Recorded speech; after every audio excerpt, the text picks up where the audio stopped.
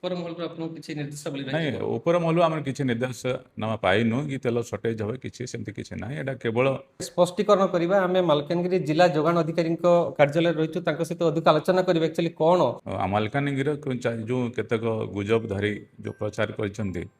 ଆପଣ ଜାଣିଥିବେ ଗତକାଲିଠୁ ମାଲକାନଗିରିରେ ଯେଉଁଭଳି ଭାବରେ ବିଭିନ୍ନ ପେଟ୍ରୋଲ ପମ୍ପ ଗୁଡ଼ିକରେ ଲୋକଙ୍କ ଗ୍ରାହକଙ୍କ ଭିଡ଼ ଦେଖିବାକୁ ମିଳୁଛି ଏବଂ ଗୋଟେ ଗୁଜବ ସୃଷ୍ଟି ହୋଇଯାଇଛି ଯେ ଆଉ ଆଗକୁ ପେଟ୍ରୋଲ କିମ୍ବା ଡିଜେଲ ମିଳିପାରିବନି। ସେ ନେଇ ଲୋକଙ୍କ ଭିତରେ ଆତଙ୍କିତ ପେନିକ ଗୋଟେ ଇଏ ସୃଷ୍ଟି ହୋଇଛି। ତେବେ ତାହାକୁ ନେଇ ଆଜି ସ୍ପଷ୍ଟୀକରଣ କରିବା ଆମେ ମାଲକାନଗିରି ଜିଲ୍ଲା ଯୋଗାଣ ଅଧିକାରୀଙ୍କ କାର୍ଯ୍ୟାଳୟରେ ରହିଛୁ, ତାଙ୍କ ସହିତ ଅଧିକ ଆଲୋଚନା କରିବା ଆକ୍ଚୁଆଲି କ'ଣ ଆଉ ଏଇ ଲୋକମାନଙ୍କୁ ଯେଉଁମାନେ ପେନିକ ହେଉଛନ୍ତି ଯେ ଆଗକୁ ପେଟ୍ରୋଲ କିମ୍ବା ଡିଜେଲ ମିଳିବନି, ଆଉ ଏସବୁ ନେଇକି ଆମେ ଆଲୋଚନା କରିବା। କ'ଣ କହିବେ, କ'ଣ ମେସେଜ ଦେବେ ଜିଲ୍ଲାବାସୀଙ୍କୁ? ହଁ, ଜିଲ୍ଲାବାସୀଙ୍କୁ ମୁଁ ଏଇ ମେସେଜ ଦେବା ପାଇଁ ଚାହେଁ ଯେ ବର୍ତ୍ତମାନ ଲୋକମାନେ ଭୟଭୀତ ହୁଅନ୍ତୁନି। ଯେଉଁ ଗୁଜବ ହେଉଛି ଯେ ଆଉ ଆଗକୁ ତେଲ ମିଳିବନି, ସେମିତି କିଛି ଅସୁବିଧା ନାହିଁ। ଆମର ଯେଉଁ ଟାଙ୍କି ଗୁଡ଼ାକ ଅଛନ୍ତି ତାଙ୍କୁ ନିର୍ଦ୍ଦେଶ ଦେଇଛୁ, ସେମାନେ ରେଗୁଲାର ତେଲ ଆଣୁଛନ୍ତି ଆଉ ତେଲ ସଫିସିଏଣ୍ଟ ଅଛି। ଯେହେତୁ ବହୁତ ଲୋକ ଆସି ଟାଙ୍କିରେ ଜମା ହେଉଛନ୍ତି, ଭିଡ଼ ହେଉଛନ୍ତି, ସେ ତେଲ ଶୀଘ୍ର ସରିଯାଉଛି।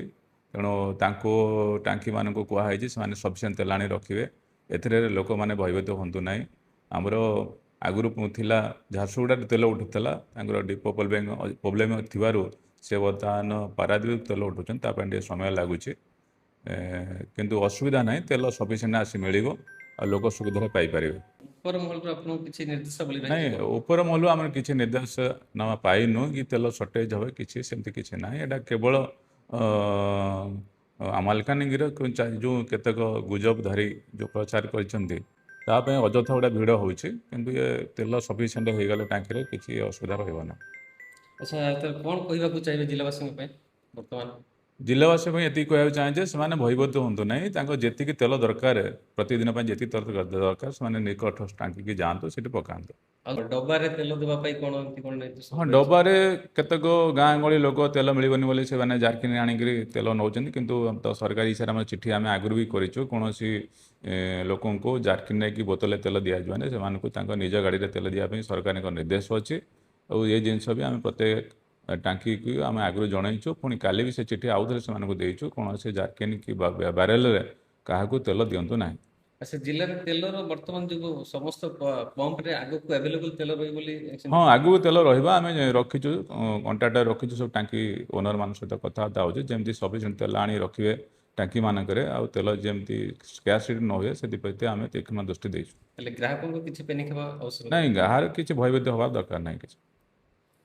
ନିହାତି ଭାବରେ ଶୁଣୁଥିଲେ, ଇଏ ଥିଲେ ମାଲକାନଗିରି ଯୋଗାଣ ଅଧିକାରୀ ରହିଥିଲେ। ଆମେ ସିଧାସଳଖ ଆଲୋଚନା କରୁଥିଲୁ ଯେଭଳି ଭାବରେ ଜିଲ୍ଲାରେ ସେଭଳି କିଛି ସମସ୍ୟା ନାହିଁ। ଝାରସୁଗୁଡ଼ାରେ ଯୋଉ ଆସୁଥିଲା ଡିପୁରୁ, ସେଠାରେ ବର୍ତ୍ତମାନ ସେଠୁ ଅଣାଯାଉନି। ବର୍ତ୍ତମାନ ପାରାଦୀପଠୁ ଜିଲ୍ଲାରେ ଯୋଉ ତେଲ ଆସିବ, ଯୋଉଥିପାଇଁ ଡିଷ୍ଟାନ୍ସ ହେବା ସହିତ ସେଠି ସେମାନେ ଲାଇନ୍ ଲଗାଇବାକୁ ପଡୁଛି ଏବଂ ଯୋଉଥିପାଇଁ ଡେରି ହେଉଛି। ତେବେ ଆଗକୁ ଜିଲ୍ଲାବାସୀ କିଛି ପେନିକ ହୁଅନ୍ତି ନାହିଁ, କିମ୍ବା ଆପଣମାନେ ଯେଉଁ ଭାବୁଛନ୍ତି ଆଗକୁ ତୈଳ ଦର ହୁଏତ ବଢ଼ିପାରେ, ପେଟ୍ରୋଲ ଦର ବଢ଼ିପାରେ, ଡିଜେଲ ଦର ବଢ଼ିପାରେ, ତାହା ସମ୍ପୂର୍ଣ୍ଣ ଭାବରେ ଆପଣ ଶୁଣୁଥିଲେ ଯୋଗାଣ ଅଧିକାରୀ ଯାହା ସୂଚନା ଦେଉଥିଲେ। ନିଶ୍ଚିତ ଭାବରେ ଆଗକୁ ମଧ୍ୟ କିଛି ପେନିକ ହେବା ଦରକାର ନାହିଁ। ଯେତିକି ଆପଣଙ୍କ ପେଟ୍ରୋଲ କିମ୍ବା ଡିଜେଲ ଦରକାର ସେତିକି ହିଁ ନିଅନ୍ତୁ ଏବଂ ଲୋକଙ୍କ ଭିତରେ ଆତଙ୍କିତ ଭାବ ସୃଷ୍ଟି କରନ୍ତୁ ନାହିଁ, ଭୟଭୀତ ହୁଅନ୍ତୁ ନାହିଁ। ଆଗକୁ ମଧ୍ୟ ଆପଣଙ୍କ ପେଟ୍ରୋଲ କିମ୍ବା ଡିଜେଲ ସଫିସିଏଣ୍ଟ ଜିଲ୍ଲାରେ ମିଳିବ ବୋଲି ଯାହା ସୂଚନା ଦେଉଥିଲେ।